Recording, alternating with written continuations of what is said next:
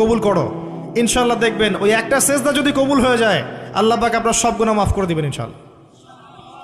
নামাজটা ছাড়েন না, যত পাপ করছেন করেন, আমি বলি নামাজ ছাড়েন না, ইনশাল্লাহ একদিন নামাজই আপনাকে পাপ থেকে বের করে আনবে ইনশাল্লাহ। আর শয়তান আপনাকে হতাশ করতে চাইবে, শয়তান আপনাকে হতাশ করতে চাইবে যে তুই তো গার্লফ্রেন্ডের সাথে কথা বললি, রাতের বেলা পর্ন দেখলি, তুই তো ফ্রি মিক্সিংয়ে আছিস, তুই মাদকদ্রব্য খাচ্ছিস, তুই কাজে ফাঁকি মারিস, তুই ট্যাক্স আদায় করিস নাই, দুর্নীতি করছিস, তুই আবার নামাজ পড়বি কেন? শয়তান আপনাকে এগুলো বোঝাবে কিন্তু যে নামাজ তো আমার শোভা পায় না, আমি তো অনেক পাপী মানুষ। এই ধোকায় পা দিবেন না, আপনি নামাজ কন্টিনিউ করতে থাকেন, ইনশাল্লাহ আল্লাহ পাক আপনাকে পাপ থেকে বের করে আনবেন ইনশাল্লাহ। ওই নামাজটা যদি ছেড়ে দেন তাহলে আর কোনো হাতিয়ার বাকি থাকবে না। আর আপনি যত পাপ করেন না কেন মায়ুস হবেন না, মন ছোট করবেন না। আপনার একটা সেজদা, যে সেজদা আপনি চোখের পানি ঢেলে দিয়েছেন আল্লাহর কাছে,